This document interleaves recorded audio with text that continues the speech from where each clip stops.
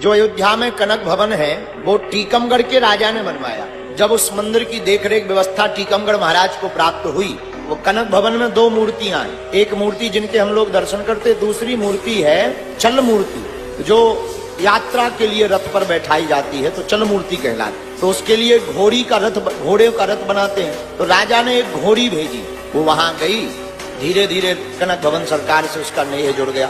और अयोध्या में रहते हुए युगल सरकार की श्री सीताराम जी की मंदिर में सेवा करती तो सीढ़ियों के पास ही खड़ी रही और राम जी की तरफ देखती रही। संतों ने उसका नाम श्यामा घोड़ी रख दिया। धीरे धीरे समय बीता, घोड़ों का जल्दी बुढ़ापा आ जाता है, उसका बुढ़ापा आ गया। तो मैनेजर ने विचार किया, अब ये बूढ़ी हो गई है, दूसरी घोड़ा को मंगवाना है। एक काम करें, इसको भेज देते हैं और राजा को पत्र लिखेंगे, वहां से वो दूसरी भेज देंगे। फैजाबाद रेलवे स्टेशन पर मैनेजर ने जाकर रेल मास्टर से बात किया, हमको घोड़ी झांसी तक भेजना है, झांसी के बाद में राजा किसी को भेज करके टीकमगढ़ बुलवा लेंगे, तो क्या उपाय होगा? स्टेशन मास्टर ने कहा कि हाँ, एक उपाय, हम अलग से डिब्बा लगा देंगे, उस डिब्बे में तुम भर देना और कुछ पैसे इतने इतने लगेंगे, जमा कर। उसका किराया पहले ही जमा कर दिया। घोड़ी को भेजने की तारीख निश्चित हो गई। मैनेजर साहब कनक भवन वापस लौट आए।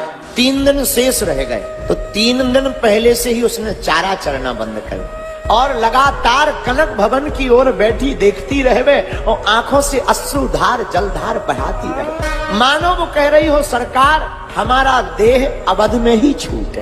अब वो दिन आ गया जिस दिन जाना है। हालत खराब हो गई, चलने की भी स्थिति नहीं बची। सेवकों ने कहा ले जाना उचित नहीं है, रास्ते में ही मर सकती। मैनेजर ने कहा वो तो चाहे जो हो, टिकट बुक हो गई है, पैसा लग गया है, नियम है भेजना पड़ेगा। हमने पत्र भी भेज दिया। गले में रस्सा बांधा, जबरदस्ती खचोर खचोर ले जाने लगे। खचोरने लगे तो वो बार बार मुड़कर कनक भवन की तरफ देखने लगे, मानो वो सोच रही हो कि अब लौट करके ये गलियां दोबारा प्राप्त नहीं हो। तो मुंह इस तरफ किए, बार बार मुड़ करके भगवान की तरफ देख रहे और सेवक खिचोड़ते जा रहे। जबरदस्ती कोई पीट रहा, कोई खिचोड़ रहा। रेलवे स्टेशन पहुंच गए। जिस डब्बा में जाना था उस डिब्बे में उसे डाल दिया। अचेत सी लेट गई और बार बार अवध सरकार से प्रार्थना करती, सरकार पूरा जीवन आपके चरणों में गुजारा, अब अंतिम क्षण में भी अपने चरणों में ही रखो। डब्बा का गेट बंद कर दिया गया। कर्मचारी वापस आ गए।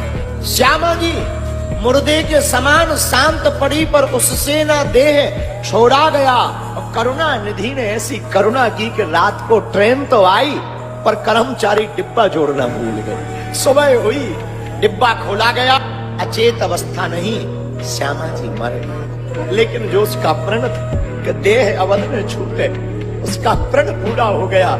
और जब मर गई तो खबर भेजी कनक भवन में मैनेजर को, हमसे भूल हो गई, डिब्बा नहीं जोड़ा गया और श्यामा जी मर गई।